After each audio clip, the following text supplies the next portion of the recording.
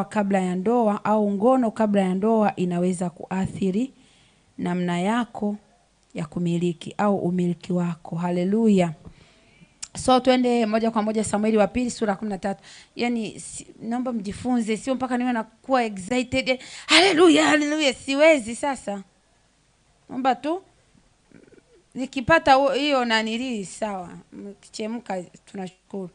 But even if no, you just be active. Sawa? Mimi nakuahidi Mungu atakuhudumia hivyo hivyo. So sihitaji yani mpaka nitake kuzimia. Sitaweza. Nitasahau. Kwa wewe tu jitahidi tu jiactivate mwenyewe tu, mtu wa Mungu. Mambo ya kupenda kuactivate nayo hayapendezi. Nataka kuboostiwa tu. Samueli wa pili sura ya 13. Sura nzima ya 13 kuanzia ule mstari wa kwanza tulienda mpaka mstari wa 39 tulisoma jana. So leo tutakwenda kwa pati moja baada ya pati nyingine. Jana tuliangalia habari za Shekem, tukamaliza tukasema tunaingia habari za Amnon. Na ile sura ya 3 ya Samueli wa pili tukaona kwamba Amnon alikuwa ni mzaliwa wa kwanza kwenye nyumba ya Daudi. Na nikakwambia mzaliwa wa kwanza ana fungu lake au ana sehemu yake na ana heshima yake kwenye familia. Sio tu kwa wana wa Israel au kwenye nyumba ya Daudi tu, hata kwenye familia zetu mtu akiwa firstborn ana heshima. Sasa Amnon anauza heshima yake kwa sababu ya kushindwa kucontrol hisia zake na kushindwa kujiweza na kuengage kwenye premarital sex. Dada alimshauri akamwambia, kwa nini usimwambie baba hata kuzuia? Hebu tufuate utaratibu tuoane, lakini kaka alikuwa ameshachemka, so hakuwa anataka kusikia chochote. Sasa tujifunze tuone namna gani kutokea kwenye hii habari. Biblia inasema mambo haya yamewapata hawa kwa mifano ili sisi tujifunze, tusirudie makosa yao. Tusikwame walikokwama na tusijikwae walikojikwaa. Haleluya. So tasoma be sharp today. I have a very short time. Tamani usikose kile ambacho Mungu anacho kwa ajili yako. Samueli wa pili sura ya 13. Ikawa baada ya hayo Absalom mwana wa Daudi alikuwa na umbu mzuri, jina lake akiitwa Tamari. Biblia inasema alikuwa mzuri. Sawa? Sisahau. Jina lake aliitwa Tamari. Naye Amnon mwana wa Daudi akampenda. Nikakwambia Amnon na Tamari they are brothers and sister, brother and sister. Ni dada na kaka, lakini mama tofauti, baba mmoja. So kaka amempenda dada yake, and I cannot understand this very well. Sielewagi, yani inakuwaje unapenda dada yako mpaka hivyo? Hata kama si wa mama yako. This is not right. Nimekaaje yani? Wadada wote wameisha kila mahali au kuna ina ukakasi.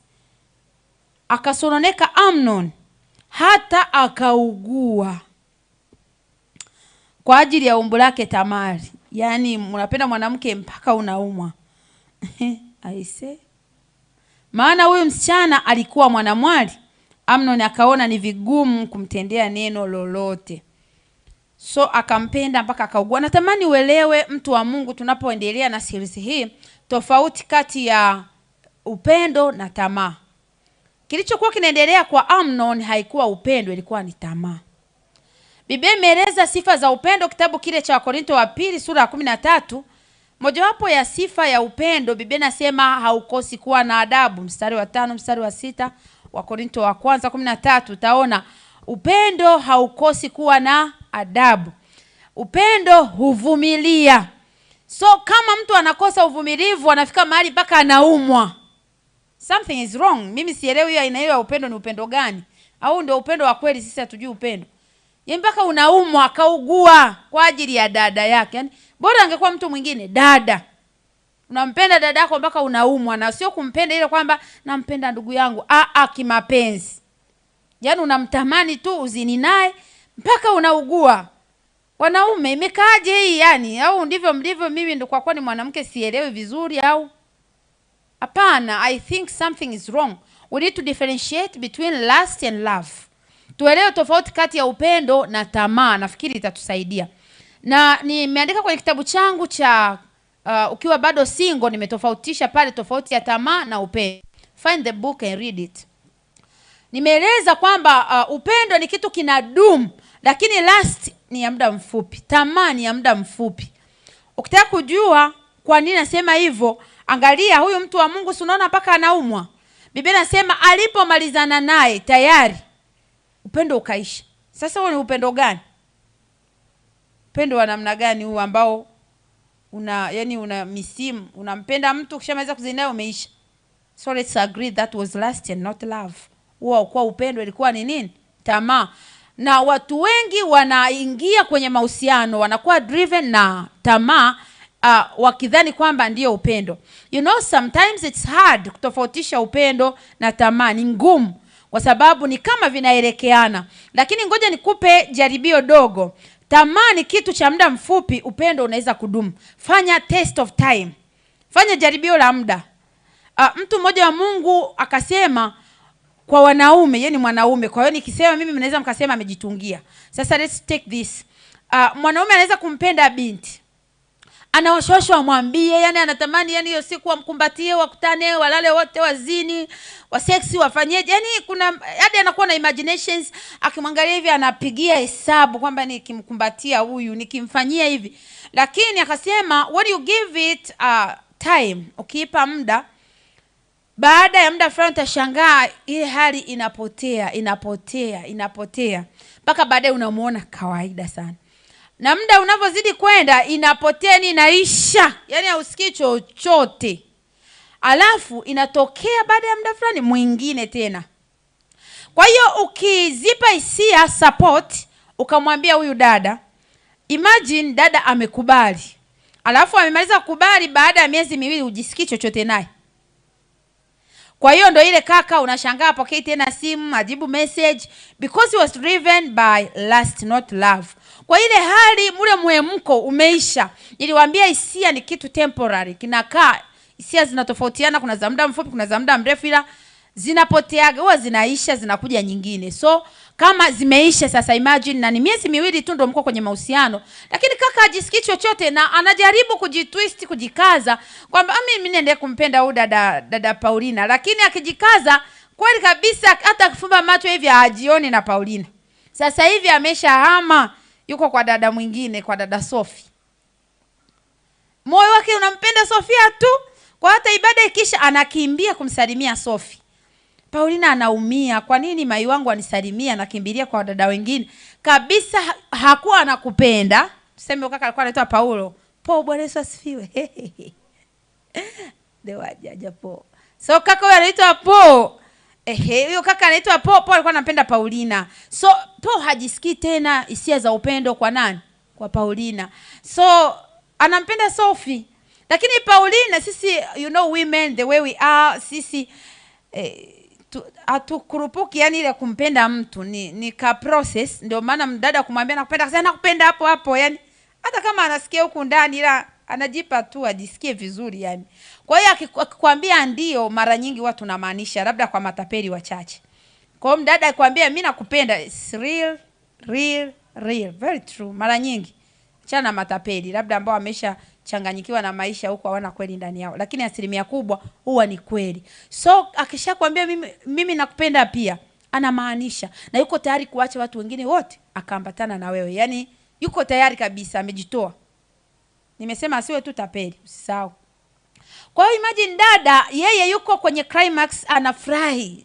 Napendwa, tunapendana, natuma hapo ka message na nini. Unajua dada akishapenda, yeye ndo anakutumia sana message kuliko yule mwanzo.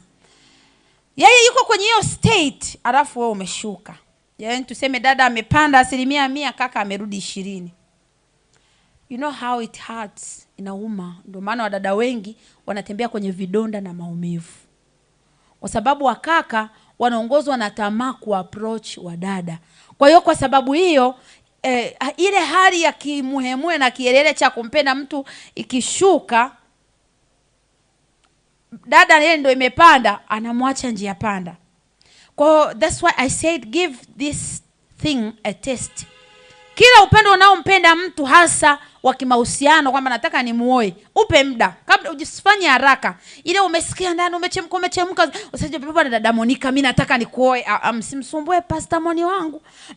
Jipe muda, jipatie muda kwanza, jipime. Wiki imepita, mwezi umepita, wa pili, wa tatu. Katikati ya wadada wote ili kanisa limejaa wadada wazuri hivi, kweli ni huyu tu. Hapo ujue kweli mimi nimempenda huyu dada, niko serious. Ila zile hisia zile hivi mpaka usiku natetemeka kabisa hivi. Hamna kitu pale.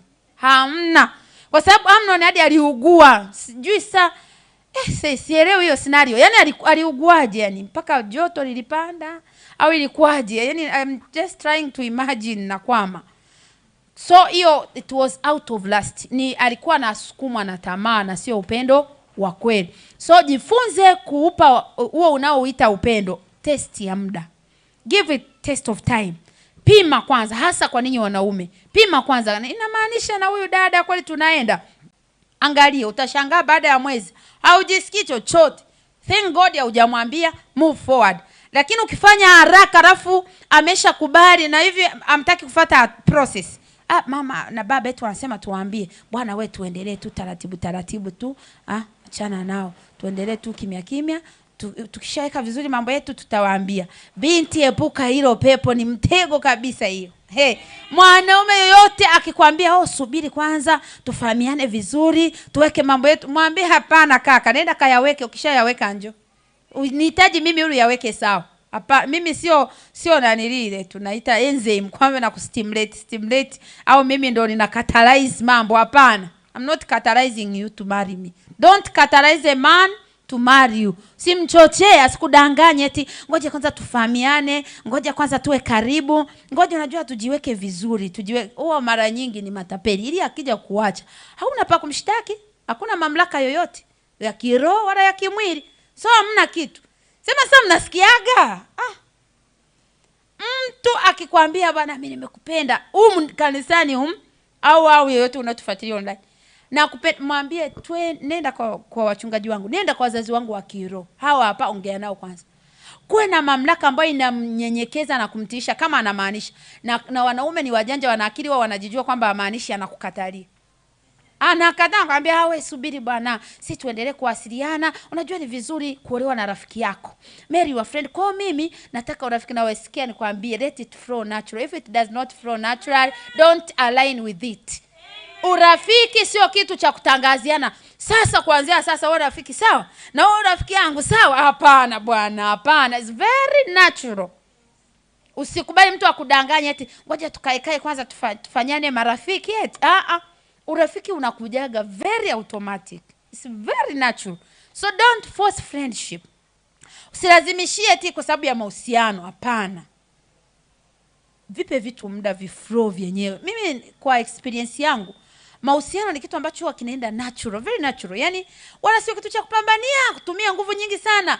No, yani it goes smoothly. I can exactly remember maisha yangu mimi na mume wangu kabla ya ndoa na baada. Hakuna mahali tuliambiana eti kwanza sasa tuwe marafiki. Haya, wewe utakuwa rafiki yangu na mimi rafiki yako. Sasa tuangaliane tuelekee kwenye mahusiano, kwenye ndoa. For sure no. My husband was just a friend and a brother. Kwa hiyo tulikuwa tunawasiliana kawaida. Siku zilivyozidi kwenda tukawa tunaelewana lugha. Kwa hiyo tunashirikishana. Mimi wangu alikuwa ananiambia hadi nisindikize, nampenda dada fulani. Namsindikiza. Nenda akamwambie, "Si unampenda?" Tukienda kwa huyo dada, mara zinatokea vikwazo. Lakini bwana nitamwambia. Anambia haya sawa, Mungu akusaidie. Mimi sikuwa hata na wazo lolote kwamba kwa nini aniambii mimi kwa nini. Mimi sikuwa na wazo chochote. But he was a friend in such a way, ananiambia nampenda fulani. Kwa baada ya pale, imagine, that's why nafikiri mimi na mume wangu tunaishi vizuri sana. Kwa sababu kama ni mtu alikuwa anaweza kuopen up kuniambia hivyo nimempenda yule pale twende. Baada ya muda dada amesema yeye hataki kuolewa na pastor. Namcheka, tulia sana uombage basi. Hebu sasa hivi ukiniambia mwingine mimi sikusindikiza. We were that way. So it was natural. Yani hakukuwa na sasa kwa nini unamwambia mwingine, "Je, mimi haunioni?" Baba katika jina la Yesu fungua macho yake anione. Mimi sijai kuomba vya hivyo bana. Hata mwenyewe nilikuwa simuwazi. Kwa na mambo yangu mengine. Usilazimishie. Vipe vitu muda viende naturally. Kama anakupenda, ule upendo sio wewe ndio umtengenezee mazingira, itakukosti. Tamari aliambia nitengenezee mazingira mazuri, wote watoke ubaki wewe. Kumbe hamna kitu pale. So sikubali mtu akudanganye tu wewe, ni ngoja tufahamiane, tuwe karibu, kata. Lakini hiyo mmeisikia nayo ongea leo. Mambo ya kuwa mnadanganywa, Oh, wewe subiri, usimwambie mama kwanza, ngoja kwanza, kuna mambo naweka sawa. Yapi? Hebu kayawekee sawa huko, kishayamaliza kuweka sawa, njoo fuata taratibu. Nimeongea vizuri hapo, mmenielewa? Ndio hicho Absalom anamfanyia dada yake. Dada anamwambia tuongee na wazazi. Kaka asikii kabisa. So don't dare that. It's a trap, ni mtego. Usiingie kwenye huo mtego. Na Bwana awasaidie katika jina la Yesu. Hasa nyie ambao bado mko single. Yaani Bwana awasaidie sana. Kwa sababu haya mambo nayoongea ndio yanayopelekea watu kuwa na stress za maisha. Tena permanent. Nishakwambia tukikuunganisha alichokiunganisha, mwanadamu asifanye nini? Asitenganishe. Kwa hiyo mimi ni nani Pastor Lili nitokee hapa na komwe? Brani wewe achana naye. Ukisema ananitesa nasema tuendelee kuliombea. Bwana atatoa mlango. Sitaki maneno mimi. Nionekane nimewatenganisha.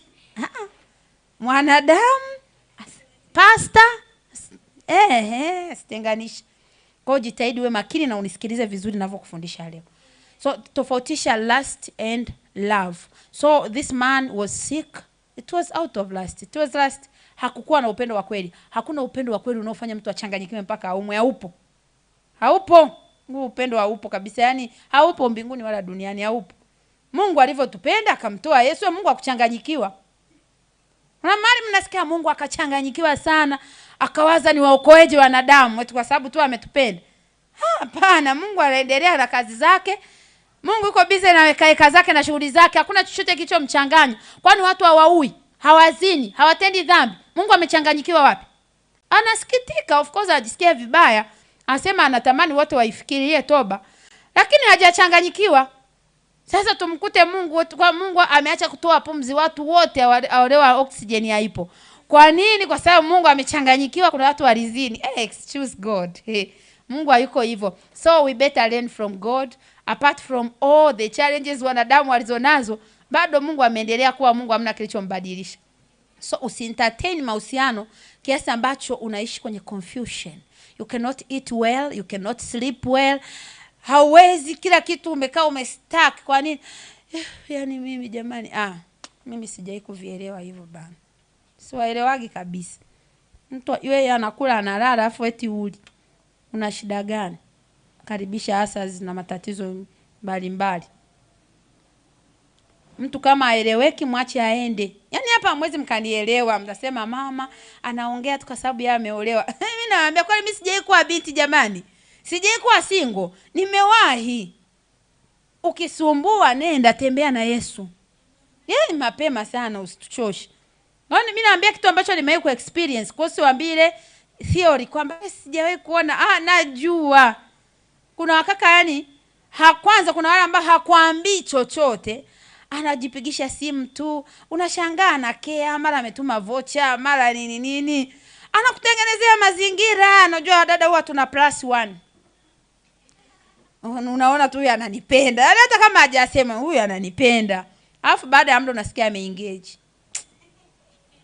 Sasa ulikuwa unanipa vitu vyako vya nini kama ulikuwa uko na mtu wako? So ninaongea vitu na vielewa, right? Kuna mmoja nikamwambia huu upendo ni wa nini? Kabini muulizepo. Maana kila sana ulizo umekula. Leo umeenda ibadani. Uko sawa? Yaani ananiongelesha tender. Yaani yaani yuko very soft, yaani anajali. Mimi nikaona huku kujaliwa bana kumenichosha. Na simu zimenichosha. Nikamuuliza hivi lengo ni nini? Mnanishangaa. Niweza? Mimi naweza. Hata zingekuwa sasa hivi naweza kabisa, niweze naweza. Ili nakuuliza vipi? Una shida gani? Sikuwa namuelewa message kila saa. Niambia unajua nimekaa hapa na kutafakari. Nimekaa hapa na kutafakari. Nikawa nafikiri ulivyo na moyo mzuri. Sijawahi kumfanyia chochote. Lakini ndugu zangu unavyosifiwa na moyo mzuri. Yaani nikakaa nawaza moyo wako ulivyo mzuri. Ninawaza ulivyo mwanamke mwenye maono. Sijawahi mwambia maono. Sijawahi. Yaani wewe lazima ufike mbali. Yaani kwa sababu ni mtu ambaye unabidii kwenye mambo yako. Sijamwambia ninafanya nini. Yaani anajaza tu, anatoa kichwani kwake, anajaza. Hapana, nikachoka brother. Nini hasa? Yaani Huu karibu wetu tafsiri yake ni nini mambo haya? Sijaelewa. Lengo ni nini? Nilimblock. I tell you the truth. Na ni mtu alikuwa ameokoka vizuri sana. Sio kwamba nilikuwa sipendi kuolewa, ni jambo zuri, lakini sasa niliona ananichosha. Na kila wakati wanapokaa watu wasio sahihi kwenye maisha yako wanaziba watu sahihi kuja. Unavyoendelea kujichosha, unaendelea kuuza nafsi yako, unauza moyo wako, unauza hisia zako, unauza kwa mtu. Alafu nimekwambia baada ya muda unashangaa ameengage mtu mwingine. Ndio maana wadada wengi wana maumivu. Yaani mimi mama kweli kusema kweli, kuna juzi anatuambia haikuwa ameniambia chochote, lakini tulikuwa tumezoeana, tuko karibu hadi tunakopeshana hela, tunasaidiana kwenye mambo mbalimbali, mambo ya kiroho. Unajua dada waga ni wanafiki. Yaani ananisaidia mambo ya kiroho, maombi. Yaani maombi tunaombea hapa kanisani, leo unasema kaka Israeli ndo anakusaidia maombi kweli? Si uongo huu. Anisaidia maombi, anisaidia kumjua Mungu. Kwa hiyo hapa ninavyofundisha na kufundisha umjue shetani. Tunaleba sisi, mnawapa credit wengine. Yaani ndio aliyenisaidia sana. Yaani amenisaidia mambo mengi. Yaani ni mtu ananielewa. Dada, sister sasa hapo mkishatoka hapo ndo mnakaa moyo juju. Ameengage na ameniunga kwenye group la kamati. Mimi naona sitaweza. Nikamwambia dada, kunywa supu, katafute supu kama unakunywaga nani ya ulimi, supu ya ulimi, makongoro au ya mbuzi, katafute unywe kalale. Wewe ni mwanamke mjinga. Mmenisaidia kukua kiroho wakati mahubiri nishinda hapa na ubiri.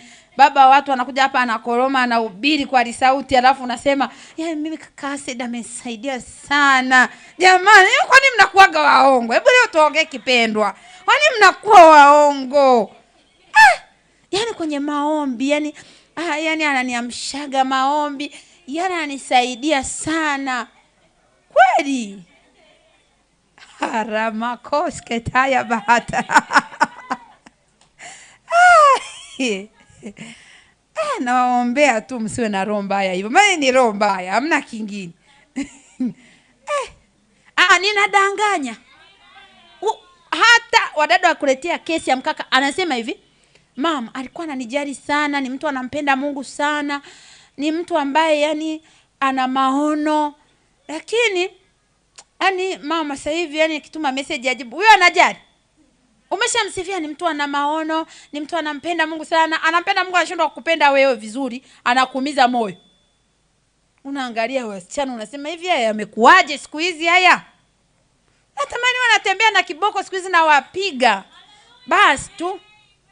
Natamani sana niona watandika, ujinga umekuwa mwingi, mambo ya hovyo, kama vile wadada bila mahusiano, hakuna oxygen, wanakufa, wanapumlia mipira nini, kaka fulani, kaka mwenye hajamwambia chochote ila anamsaidia kiroho.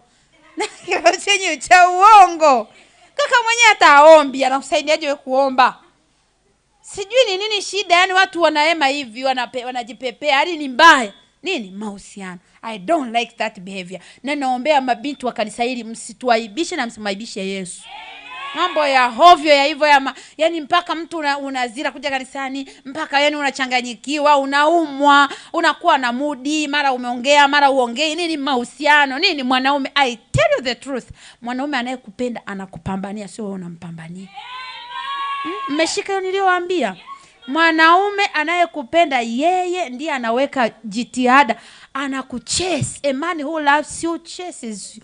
Anakukimbiza, anampataje huyu dada, anakupambania, unaona kabisa.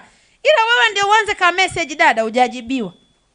Mchana tena, "Shalom, nimekukumbuka. Nikiwa kwenye maombi yangu nimekuombea sana leo." Kimya. Jioni, "Shalom, leo sijakuona ibadani. Kwa kweli tulikuwa na ibada nzuri. Mama leo amefundisha mambo ya msingi sana. Hadi nikatamani kama ungekuepo." Unaona Sterling anatokea huko, "Shalom, barikiwe." Au Jakoma, "Vipi ulifanikiwa? Ulisema kwamba utaenda sijui wapi. Ulifanikiwa?" Mungu ni mwema, mambo yako sawa. Mama anaendeleaje? Na tangazo. Asante Bwana. Rako shete reba sata. Kaka hajakupeleka hata kwa pastor. Hajasema chochote cha kueleweka kwako. Namba za mama zao huwa mnatafuta za nini? Namba za dada zao huwa mnatafuta za nini? Wengine mnaanza kuita maiwi. mtakufa vibaya. Namba ya mama watu unatafuta ya nini? Tumeongea na mama vizuri. Yaani mimi dada yake mkubwa ni tunaelewana, kuna wadogo zake. Nikwambie, anayekuoa ni yeye, sio mama yake, sio kaka yake, sio wadogo zake. Kwa hiyo sidhani kwamba kwa sababu wale una backup ya watu wengine kwamba ndio yeye mtu atakupenda. Kama mtu hakupendi, hakupendi. Kama mtu hajali kuhusu wewe ni hajali. Hakuna chochote, hakuna external intuition kwamba vitu vya nje ndio vianze kumshawishi, kumuoneshia kwamba hizi ni ishara. Hapana. Acheni namba za mama wakwe. Unaanza kujisevia my lovely mother. My lovely mother wapi wewe? Subiria dada, nenda taratibu. Taratibu zikishafuatwa, funga safari, nenda kwa mzazi wako, kwa hao wazazi kama unaenda, kama unawasiliana ndio muwasiliane. Yaani wewe na kaka leo mmegombana, menuniana, kesho amueleweki. Mara yuko na mdada mwingine, wewe unakimbia kushtaki kwa mama yake, mama fulani apokee simu yako. Hivi mnanichekesha.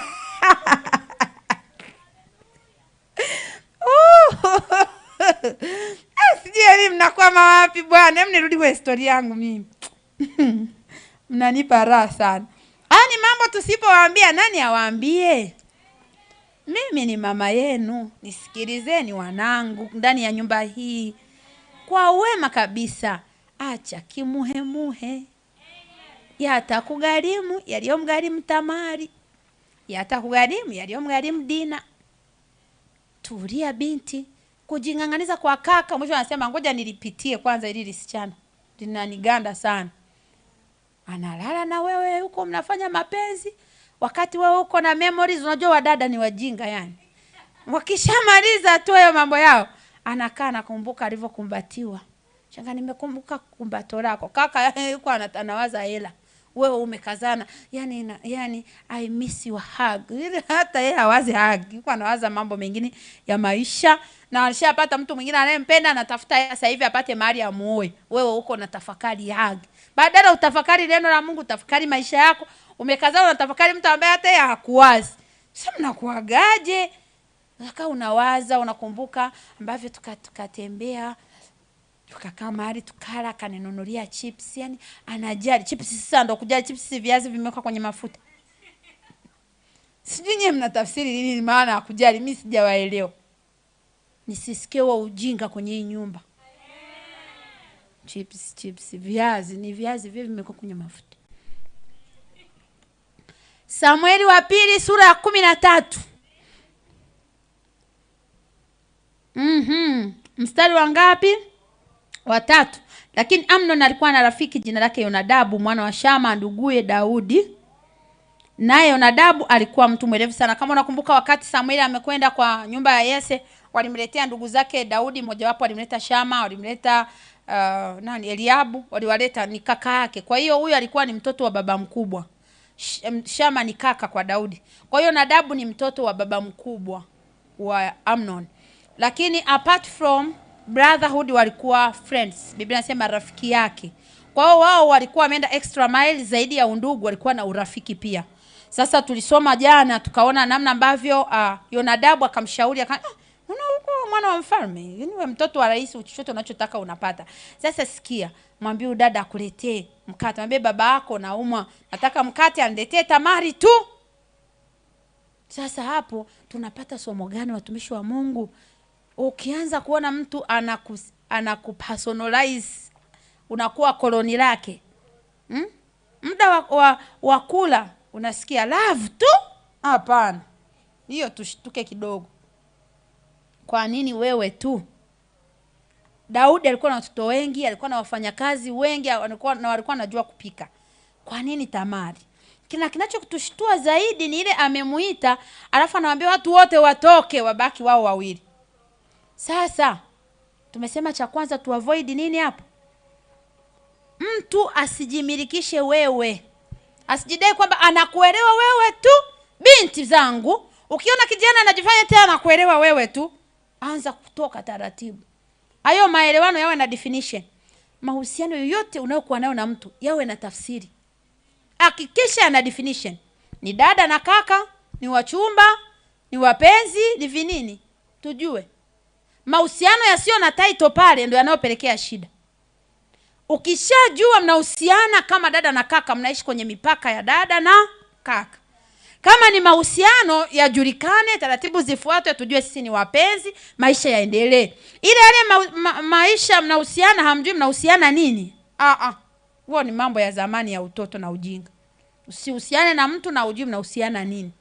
Kwa sababu kuna watu wasema tulijikuta, yani mimi sijawahi kuwaelewa kabisa. Tukajikuta tuko kwenye mahusiano, mkajikuta. Yani mlikuwa mnaishi dunia baadaye mkahamia Mars au Jupiter. Mkajikuta mlibebwa na mizimu na nini, mkajikuta mmesombwa mko mahali wenyewe au I never understand that. Sio kweli. Kuna vitu mlivi entertain, mlikosa boundaries. Make sure you define the relationship you have. Una relationship with another sex ya jinsia nyingine, define it. Let it be defined. Are you brother and sister? Are you lovers? Are you fiancés? Or what? Alafu set boundary kutokana na tafsiri yenu ya nini? Ya mahusiano.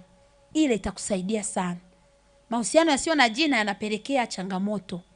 Weka mipaka. Ukishajua tunahusiana kwa ajili ya kazi, mahusiano yenu yabaki yamebase kwenye swala la kazi na sio vingine. Yale mambo ya umekula, napenda smile yako, napenda yani swini, hayo hayahusiani na kazi. Kazi yetu ni kusmile. Kama kazi yenu ni kusmile, sawa. Unaambiana kwa kweli smile vizuri, you too, tujue. Ya kama sio hivyo, no. Baki kwenye mipaka ya kazi. Baada ya kazi ni ruhusu kuishi maisha yangu. Yaani wadada wangu wamefungwa, hasa mabinti ndio wahanga kwenye mambo ya mahusiano. Wamefungwa kwa sababu gani? Hawajui mahusiano ni ya nini. Kwa hiyo kaka wakitoka kazini, simu anapiga anavyotaka, mara nakuja hapo kuona. Kuniona nini? Unataka kuniona nini? Tumeshinda wote kazini. What do you want to see? Nini kingine? Ni mimi yule. What are you looking for? So lazima muwe na akili. Mahusiano yawe defined. Kama ni kwenye biashara, ni tunahusiana kikazi, kibiashara, basi tunaishia hapo. Kama ni kwenye huduma, ni huduma. Mazungumzo yetu yakae hapo. Yakishaanza kwenda nje hapo, come back to your sense. No, tunazungumzia huduma, mahusiano yetu ni ya huduma, basi. Because wadada mko wepesi. Mnahusiana na mtu kwa ajili ya kazi, unaanza kujieleza. Mimi kwetu tulikuwa hao watatu. Kaka yetu akafariki, tukabaki wawili. Kwa sisi hapa tuko na mama yetu. Hata baba alifariki, kaka alifariki. Kabaki mimi na mdogo wangu na mama. Siku ya kwanza. Kesho yake kuna shangazi yangu mmoja, yeye anaishi Dar. Kwa mara nyingi kwa kifunga shule naenda kwa shangazi. Siku ya pili. Siku ya tatu, baba aliachaga nyumba, ndugu akaja. Natuchosha.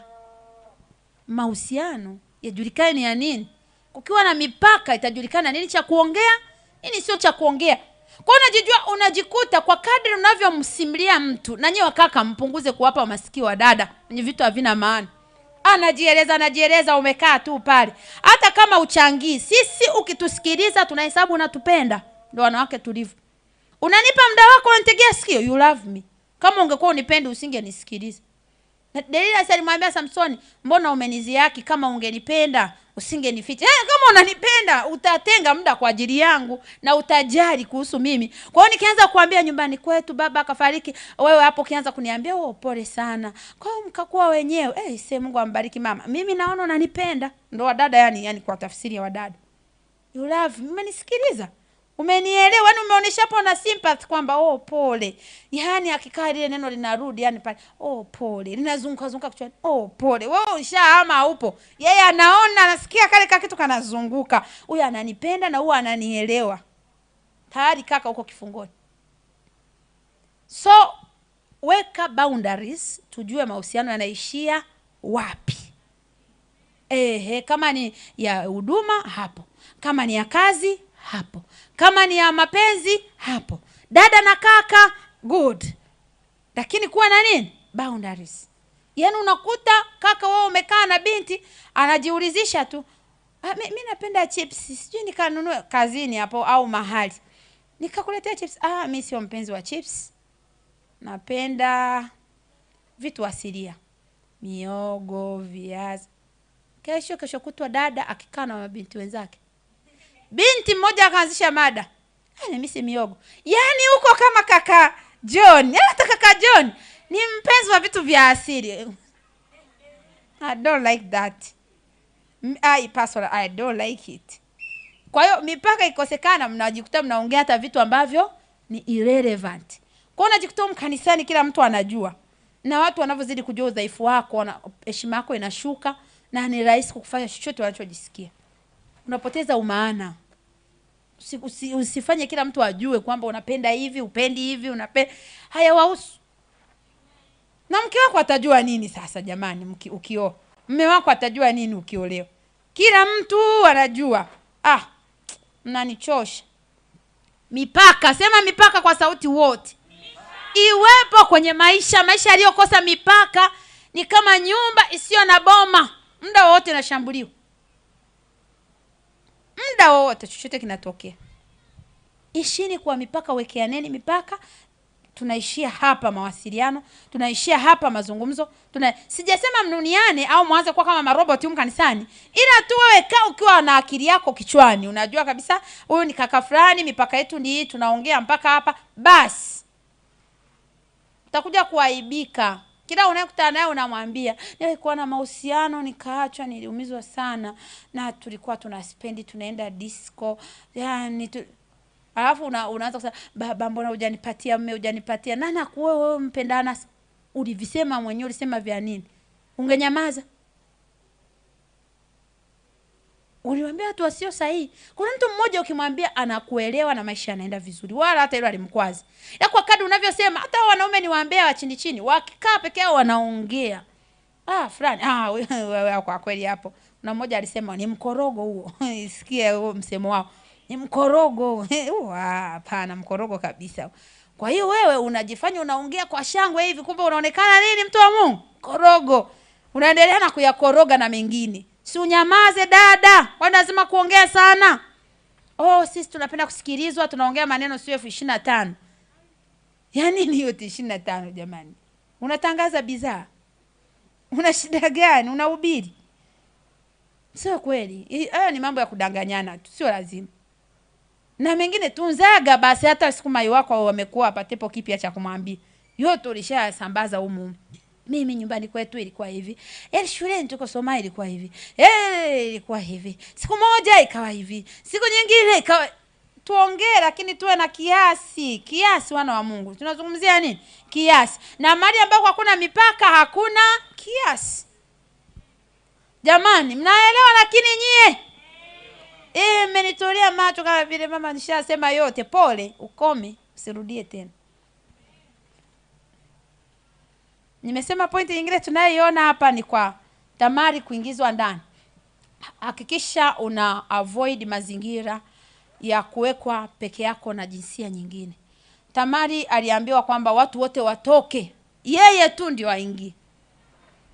Japo alikuwa ni kaka yake, ilikuwa ni ngumu kumwazia vibaya. Ukianzia mstari wa 6 utaona. Akaenda Tamari nyumbani kwa nduguye mstari wa 8, naye alikuwa amelala, akachukua unga akaukanda.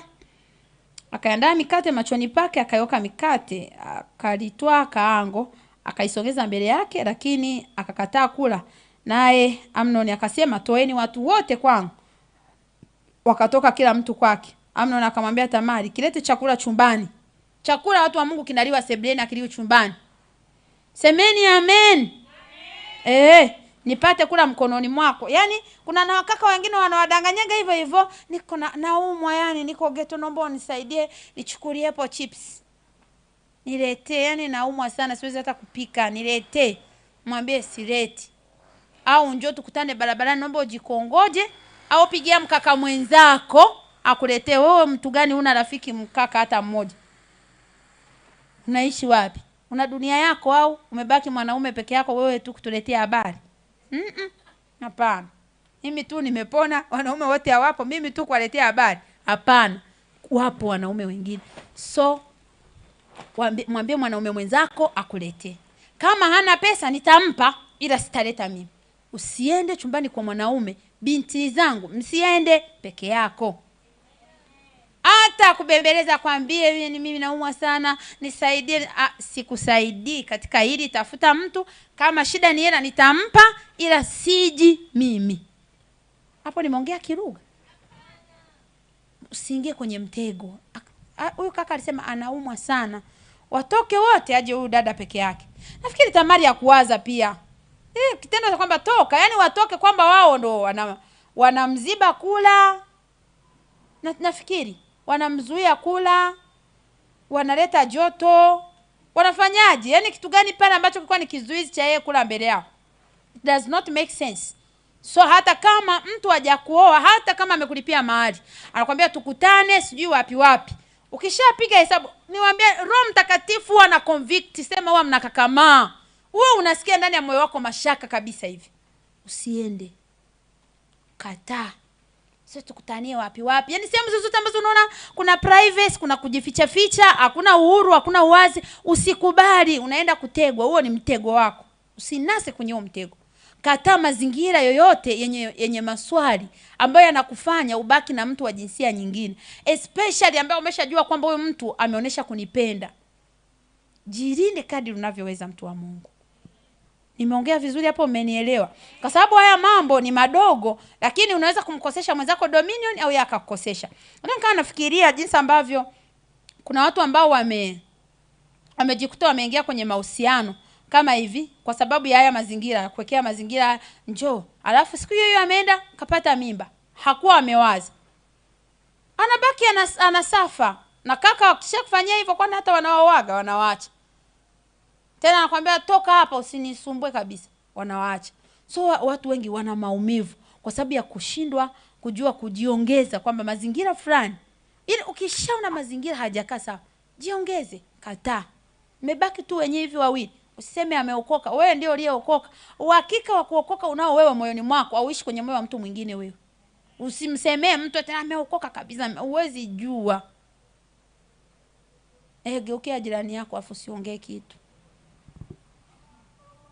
Hatujui, sijui jirani, nitaaminije? Mimi na thermometer ya kupima wokovu wa watu sijui. Mstari wa 11, naye alipokwisha kuileta karibu naye ile hali, Amnon akamkamata akamwambia, njoo lale nami ndugu yangu. Tuliambiana alimuita ndugu hapo. Akamjibu, la sivyo ndugu yangu, usinitenze nguvu, kwani haifai kutendeka hivi katika Israeli. Usitende upumbavu huu. Nami nichukue wapi aibu yangu? Wewe nawe utakuwa kama mmoja wa wapumbavu wa Israeli. Basi sasa nakusii, useme na mfalme, kwa maana hata kukataza kunioa. Dada akajaribu kujitetea, lakini mazingira yakamsaliti kwa sababu tayari alikuwa chumbani. Sasa anatokaje? Kwa hata kama ushaingia kwenye chumba cha mkaka, amefunga milango, unajitetea nini? Wewe unajua hakuna mwanaume hana nguvu, hata kama unamwona na mwili mdogo mdogo. Jichanganye. Ndio utajua anazo hana.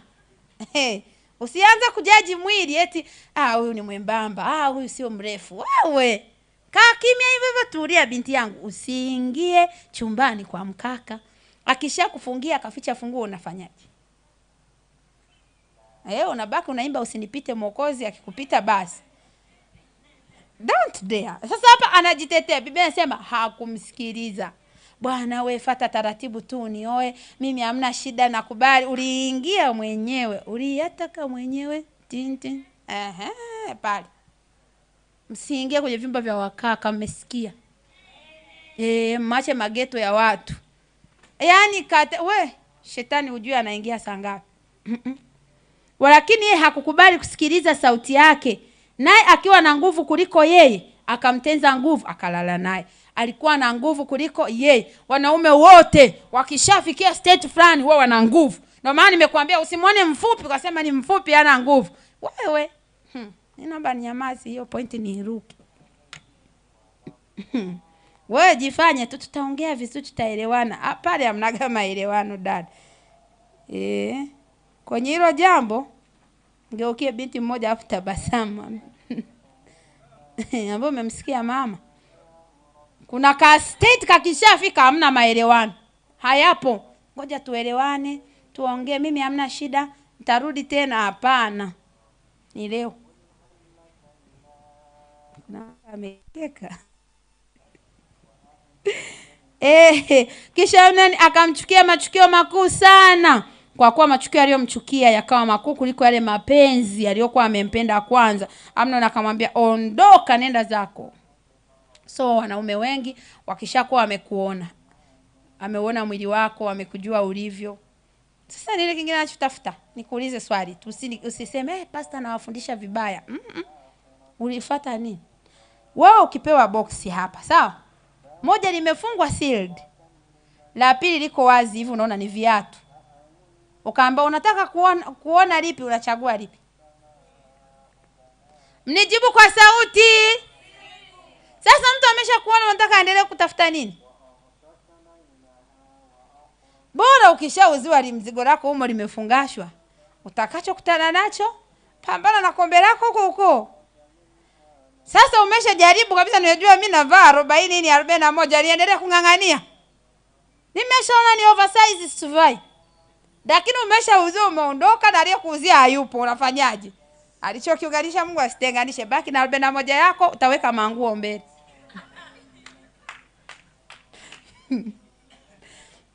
Alafu mnajifanya mnacheka na waangalia kwa hivi.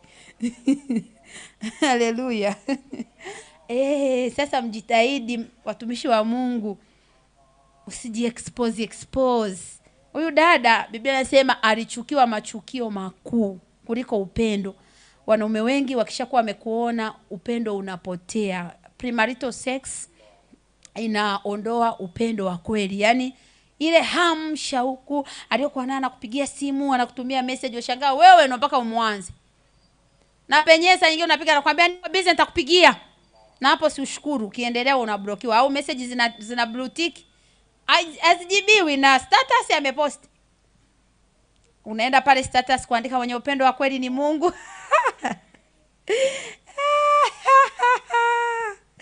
Naomba waza nicheke.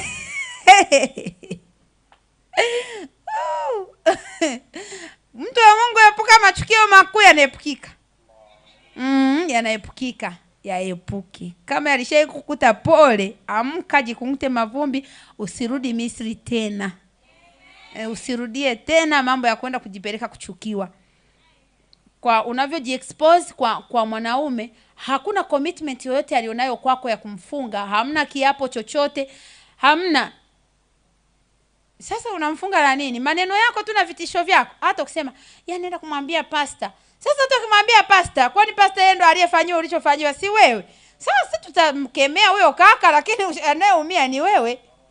Sisi tutamkemea, kwa kweli tutamkemea, tutamuonya, tutakemea, vijana msirudie.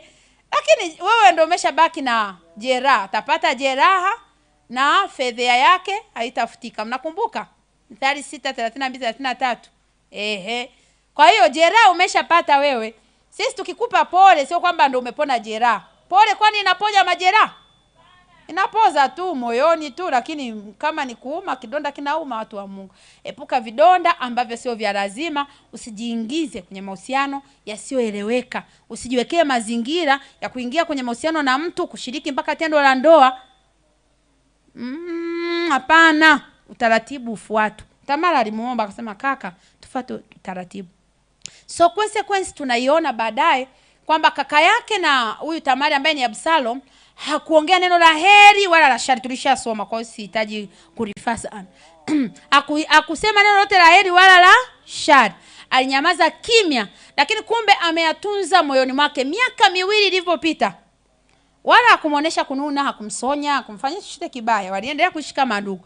Lakini miaka 2 baadaye anakuja kumlipizia. Na tunaona Amnon anaishia kufa.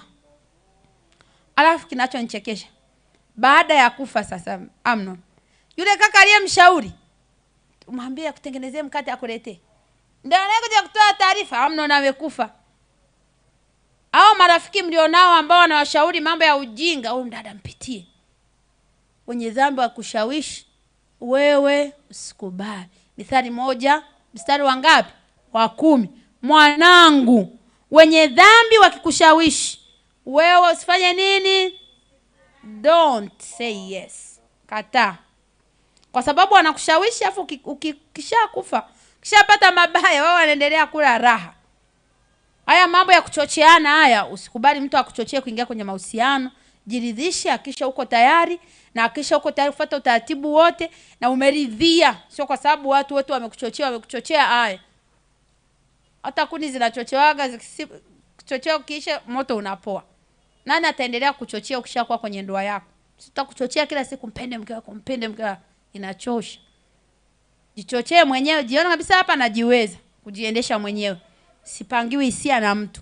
Kaa hapa. Yonadabu yuko anatoa taarifa. Aliyekufa ni Amnoni tu kwa furaha, hata Ali wenzake wamekuja wanalia, wanaumia. Yeye ndo aliyemshawishi. Ila ameshasahau, yani amesahau haraka sana. So epukeni makundi mabaya, ili nayo pia tunajifunza kwamba tuangalie aina ya watu tunaoambatana nao, wasitupelekee kwenye changamoto ambazo hawataweza kutusaidia kutoka. Biblia inasema akamwambia kwamba Absalom alikuwa amesema vibaya juu yake. Labda Absalom kwa alimwambia Yonadabu, maana Biblia imesema hakusema la heri wala la shari. Sasa yeye amejuaje kama alisema? Labda alimwambia. Kwa nini akuja kumwambia Amnoni kwamba Absalom anakuchukia? Kwa nini akumwambia? Changanya na zako. Sikiliza sasa mashauri ya ovyo uone. Sasa nyinyi wanaume ndio waga mnashauriana ujinga. Usikubali mwanaume mwenzako akushauri ujinga. Mdada, mbona unamweza? Mna shida. Kataa. Mbe kama anawezekana kamchukue wewe. Hapo si nimeongea vizuri, mmeelewa? Yes, tunajifunza kwenye hii habari. So Amnon anapoteza dominion. Kumbe ni rahisi kupoteza utawala wako. Firstborn yule, mtoto wa mfalme, a prince, anakufa kwa sababu ya mahusiano. Amezini na mdada, amekataa kufuata utaratibu za kumuoa, kakake na dada amemuua. Sasa inawezekana wewe si uawe physically, lakini kuna matamko wengine mnatamkiwa, yani atakaa afanikiwe. Wengine mnaendewa kwa waganga, yani ananiacha mimi. Tutaona dada mmoja akatupa testimony, alikuwa na mahusiano na kaka, wakaachana. Alafu wao namna wao kuachana was so smooth. Yani hawakuachana kibabe. Yani kaka alimwambia, bwana mimi fulani sitaweza kuendelea na wewe, nahitaji kuoa, nina mtu mwingine. Yule dada akasema hamna shida, tuendelea kuwa marafiki. Kaka akafurahi, akasema dada mstaarabu dunia nzima hamna. Kwao wakaendelea, akawa rafiki wa bwana harusi. Rafiki wa bwana harusi amekuepo mpaka kwenye harusi, bwana harusi ameoa. Sasa mnaona siku hizi drama nyingi, eti rafiki yangu kipenzi huko mahali hapa, bwana harusi anakumbatiana naye hata dakika 5. Yani sipati picha. Imekaaje hii?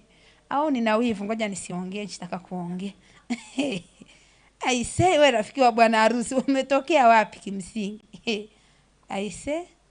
Okay, tuendelee. Sasa rafiki wa bwana harusi alikuwepo harusini kama kawaida na nini. Maisha yameendelea baada ya harusi. Yule dada anasema uvumilivu kamshinda kuwaona mai wake wa zamani na huyu dada wanapendana, wanaishi vizuri. Akaenda kwa mganga. Ameenda kwa mganga, yule dada akaanza kuumwa. Haieleweki anachoumwa. Mara akaanza kuwa na ganzi. Siku zinapozidi kwenda inatoka vidoreni, inakuja miguuni, inatembea mpaka kwenye magoti, kaja mpaka huku kiunoni, ikaja yani huku mpaka ikafika sehemu kutokea kifuani kushuka kote. Hasikii chochote, yani ni ganzi, hasikii chochote. Kwa hiyo akawa ile ni kama ukimbonyeza hivi ni kama mkate. Linabonyezeka, yani liliko ni kama litufe hivi. Sasa sijajua yule dada ilikuwaje, anasema kwamba akaanza kujisikia tena roho imemuuma, ambavyo kwa sababu anampenda yule kaka. Kwa hiyo akawa anaona yule kaka hana utulivu naye tena, huyu ex, yani hata akiongea naye hamna tena kuongea, hamna furaha, ni mtu mwenye uchungu, masikitiko, anaumia kwa sababu ya mke wake. Eti akamuonea huruma jinsi ambavyo sasa akumuonea huruma mwanamke. Alimuonea huruma rafiki yake. Sasa tuseme ex, tuseme rafiki. Alimuonea huruma rafiki yake ambavyo amekuwa ni mtu anaishi kwa huzuni, uchungu, anazunguka kama hospitalini na mke wake, labda atapona. Akamwambia mtu wa Mungu, akasema, "Ana mimi nimemfanyia mwanamke hivi, roho inaniuma na nilishafanya, sasa sijui tunamsaidiaje." Why all that? Kwa nini? Kwa yule dada ndo akachukuliwa akaombewa, akapona of course. Sasa kuhusu huyu ex aliendeleaje sijui, sikufuatilia tena. Ni rafiki yangu alikuwa na niambia, pastor, kuna mtu huyu, lakini nimeshampeleka kwa mchungaji mwingine ambako huko mkoani aliko ilikuwa hivi na hivi. It was too surprising. Sasa kwa nini mambo mpaka yawe mengi hivyo? Unatengenezea mke wako uadui wa nini? Mume wako aje uadui wa nini? Kwa nini tusitulie tujitunze? Eti mnaonaje watumishi wa Mungu? Si inawezekana. Kwa sababu yule mwacha ujui. Kumbe anaweza kuwa na uchungu, tena anajichekesha anakuambia mimi nimeachilia. Hamjakaa vizuri, washangaa mimba zinatoka. Mkifanya hiki akiende. Kumbe kuna lichawi tu kulinawawangia. Kwa hiyo inabidi kila siku mwe mnakesha hapa mnaomba kila anayetuma mishale mrudie. Maisha ya mapigano watu wa Mungu yanachosha. Kupigana kupo, lakini sasa sio kiasi hiko bana. Inachosha. Kwa tupunguziane vita pia zisizo na lazima. Wengine mnatamkiwa matamko mabaya hata akafanikiwa. Akikaa kazaa mtoto, yani mimi mniite mbwa. Akizaa mtu anajiapiza vitu vya hovyo. Kina Absalom bado hapo. Unamtendea vibaya, ananyamaza kimya. Anakusubia na wakupige tukio moja hivi la kitaifa. Sasa kuepuka mambo hayo yote, ni heri tusijiingize kwenye mahusiano yasiyo rasmi. Hata kama mkiachana mtu ambaye ameshatoa taarifa, manake kuna sababu za mashiko. Tofauti na ile mtu kubaki amekushikilia. Wengine wadada wanajiapiza mimi sitaka niolewe tena, au kaka anasema mimi sasa hivi sihitaji mahusiano tena. Yani watu wanaapa hapa vitu havieleweki kwa sababu ya uchungu na manini. Isaya 38:15 anasema nitenda polepole kwa sababu ya uchungu. Unaanza mambo yako yanaenda polepole. Kwa nini? We can avoid premarital sex. Sasa I'm not here to judge anybody kwamba kwa sababu labda umewahi kukosea na nini. Lakini let us start from here. Tuanzie hapa tuende mbele. Kama umewahi kukosea, Yesu si anasamehe. Mungu akurehemu ila usirudie. Shida ya premarital sex ni kitu kinaweza kuwa hata generational, ikaja kutesa hata watoto wako baadaye. Mama mwingine alitupa testimony kwenye group la parenting. Mimi nasoma mambo yangu ya parenting, sija graduate ni kusoma tu. Una graduateje sasa wakati nalea wakubwa kwa wadogo? Nalea sasa nafanyaje? Sasa huyu mama akatupa ushuhuda akasema ni mchungaji. Anasema babake alioa mwanamke, I don't know if alioa lakini walizaa. Sijajua kama alikuwa amemuoa. Na bahati nzuri au mbaya wakaachana. Kwa walivyoachana baba akaenda kanisani akafunga ndoa. Unajua akiachana mtu ambaye hajafunga naye ndoa it's easy kwa sababu hana pa kumshtaki. Ila akiwa ameoa na cheti cha ndoa inabidi apate kwanza talaka ndo aoe tena. Kwa sasa wakuwa wameoana, kwa akaenda akatafuta mtu mwingine akafunga ndoa kabisa vizuri akaoa. Sasa kumbe yule mama sijajua alifanyaje ila aliingia maagano akaapa akasema kwamba watoto wake atakao kuja kuwazaa huyu baba wa kike kama alivyomtesa yeye na wao watateswa hivyo kwenye ndoa. Kwa hiyo wale watoto wakao wakiingia kwenye ndoa kila mtu akai, yani ni mseke mara amepigwa, yani matukio yaishi watoto wote na alizaa bahati mbaya sasa au uzuri wa kike wengi, wa kiume mmoja alobaki wote wa kike. Kwa kila mmoja anayeolewa hana furaha kwenye ndoa, hana utulivu kwenye ndoa. Huyu mmoja ambaye ndo mdogo yeye akapata akili. Anasema alipata kama ufunuo, maono ya wazi kwamba akamtafute yule mama ambaye alikuwa mke wa babake kwa sababu alimwacha dada yao mmoja, huyo mtoto wa huyo mama. Alafu kwenye familia yote yule dada ndo ana ndoa nzuri. Kwa hiyo waliobaki wote hawana. Kwa hiyo akaongea na dada yake, anasema walikuwa wanaishi vizuri, kwa akamwambia dada nataka nikamsalimie mama nisaidie namba yake. Kwa akasafiri akaenda alikokuwa. Imagine alikuwa kama sijakosea USA au UK, akatoka akarudi Nigeria aende kumtafuta yule mama. Akamtafuta akamuomba msamaha akamwambia mama ninaomba utusamee. Naomba umsamee mama yetu. Sisi hatujui kwa sababu hatukuwepo ilivyoenda na kila kitu mpaka mama anaolewa na baba wewe unatoka hatujui. Ila tu naomba utusamee sisi.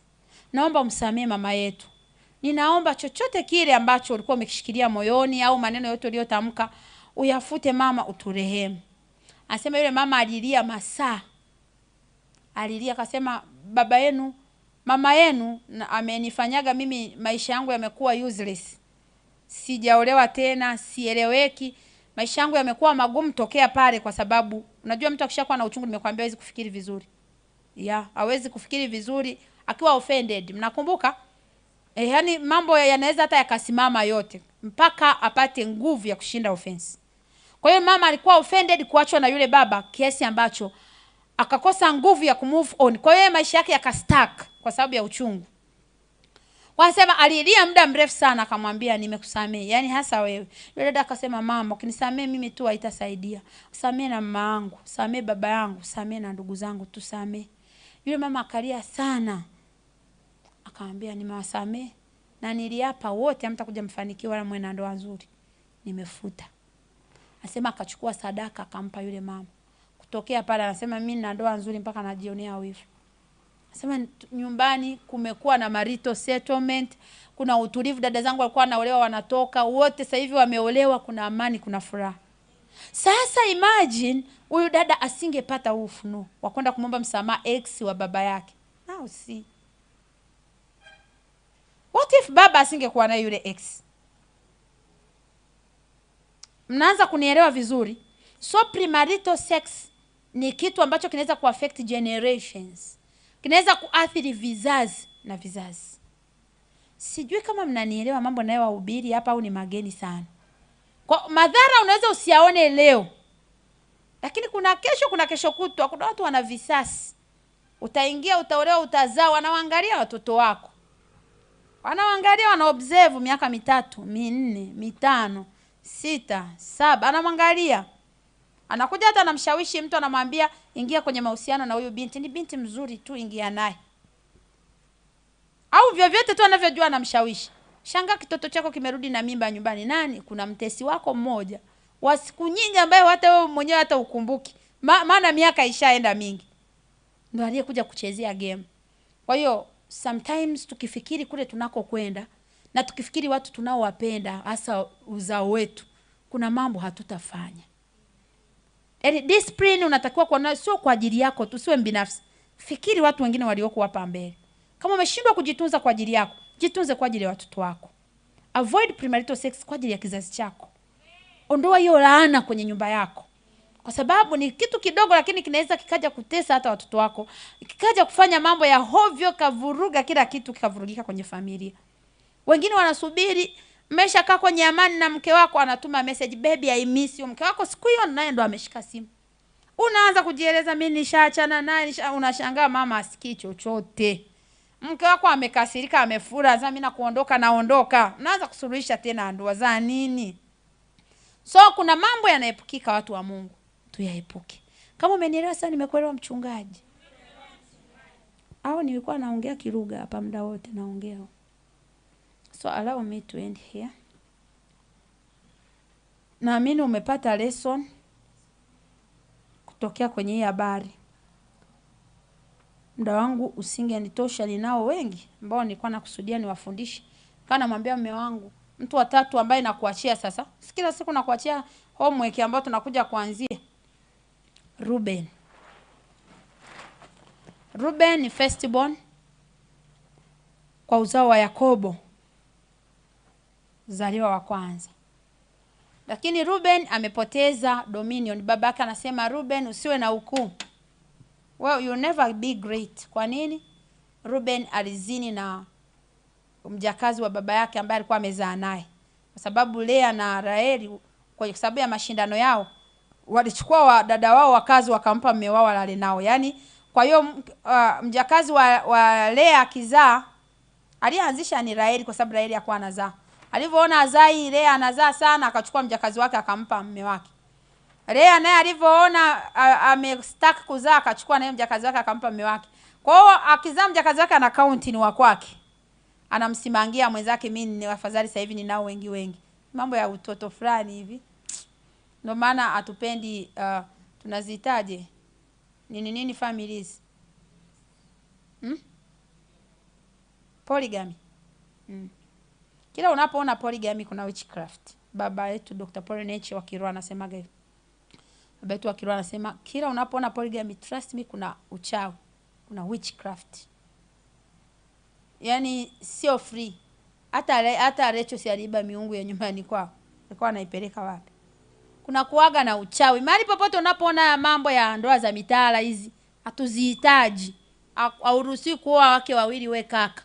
Na we dada usijifanye unaolewa mke wa pili, haipo hiyo option. Bora uendelee kukaa single basi yaishi. Wala usijianze kujisemesha eti huyu baba na mke wake hawaelewani, kwa hiyo mimi naona ananipenda. Hadi wewe kuna siku hamtaelewana kama kuelewana naye yule. Usijichanganye. Nimeongea vizuri hapo au hamjaelewa? Usijichanganye. So wakati Raheli amekufa, nimwambia mume wangu Reuben was stupid, very stupid. And I don't know kwa nini wanaume wakishafika state ya kupenda last ikawa juu, tamaa ikiwa juu, akili huwa inapotea. Sijajua kwa nini. Naumia sana. Baba yake amefiwa, na unajua Yakobo alikuwa anampenda sana Raheli. So Raheli amekufa, Yakobo ameenda kumzika. Baba watu ameenda msibani, kaka kachukua mke wa baba yake, yule kijakazi, akazini naye.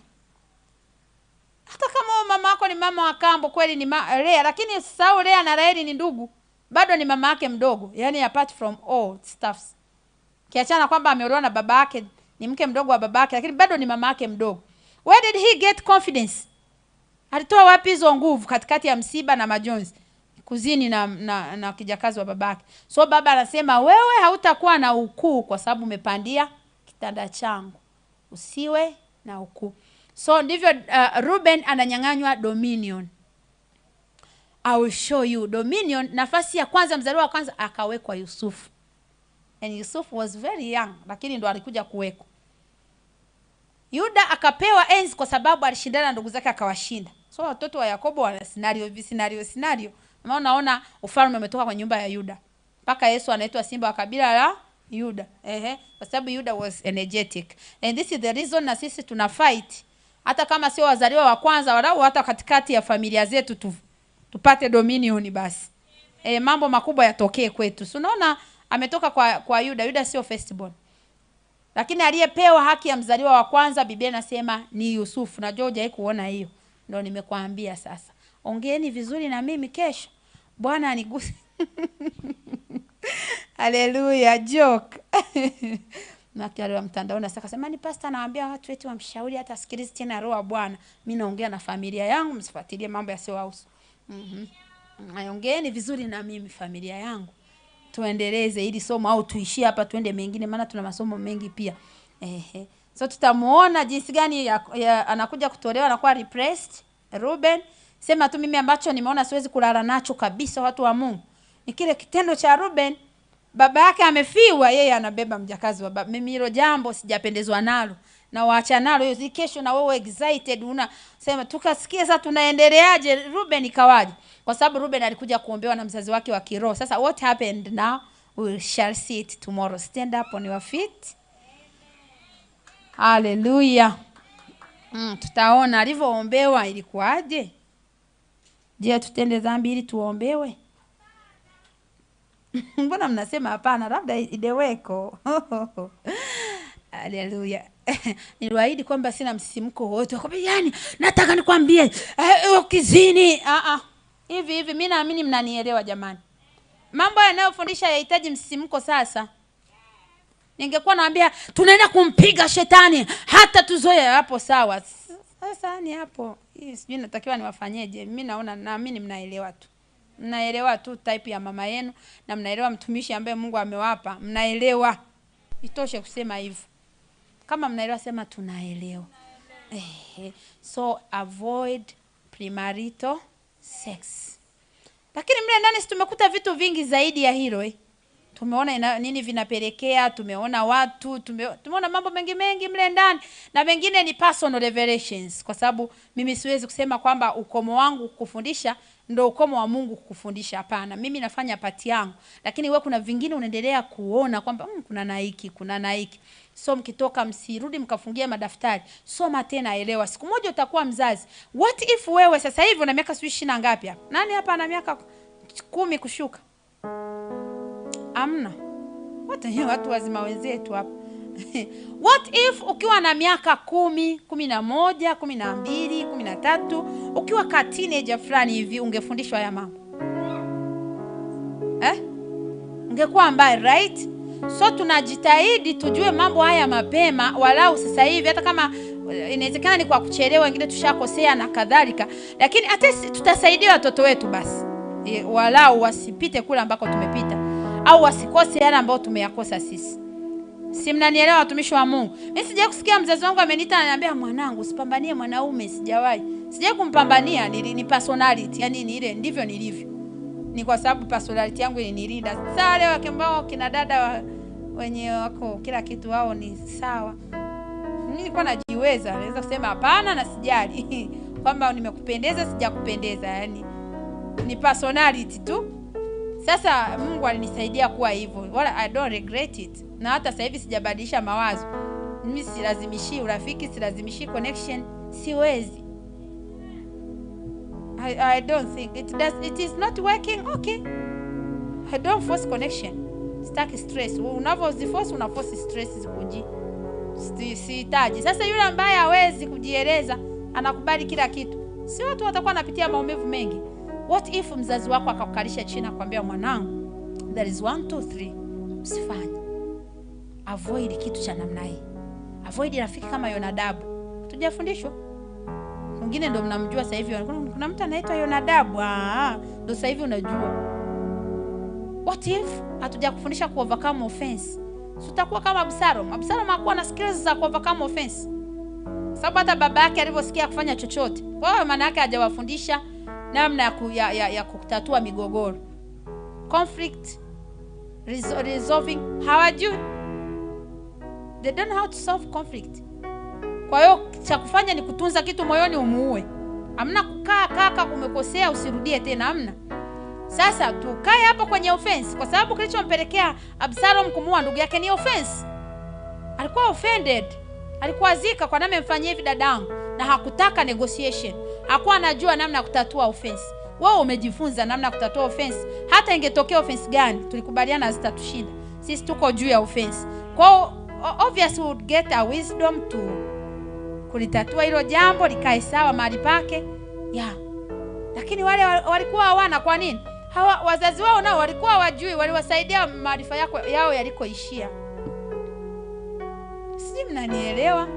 Mtoto pekee niliyemuona ambaye Daudi alikaa naye akamfundisha maisha ni Suleiman. Ndio alikaa akamwambia Suleiman fanya hivi, akamuombea na maombi sana.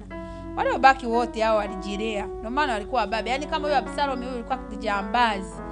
Yaani ekaeka za Absalom zinachosha nyie huko kwenye Biblia huko. Absalom mara atafute baba yake kumuua. Absalom mara abadilishe watu wamsingizie baba yake. Alifika mahali anasimama langoni, mtu akienda kumwona Daudi anasema nikwambie, yani mimi ningekuwa ndio mfalme, nisingekubali kwa huyu awe mfalme wangu ambaye ni baba yake. So hao watoto kuna vitu walivikosa tangu mwanzo kutoka kwa baba. Sababu unaona hata alivyokosea Biblia inasema akamkumbuka baada ya miaka 3 akaenda kumtafuta. Yaani Daudi sio alikuwa na moyo gani? So kuna mahali naye kwenye parenting alikuwa anakwama. Sasa sisi tutajifunza kuwa good parents hata kabla wengine hamna ndoa, hamna familia. Tutajifunza na tutajua ili siku tukiwa na familia zetu, watoto wetu wasipite tulikopita sisi. Watoto wetu wasifanye makosa yaliyofanywa na wazazi wetu au tuliyofanya sisi. Si ninaongea vizuri watu wa Mungu, mnanielewa? Kwa hiyo ninaamini kwenye haya masomo tunajifunza ni zaidi ya title ambayo inakuwa imeandikwa. Kuna mengi tunayapata ambayo yako nyuma. Marupurupu. Haleluya. Ayapaza sauti yako mshukuru Bwana.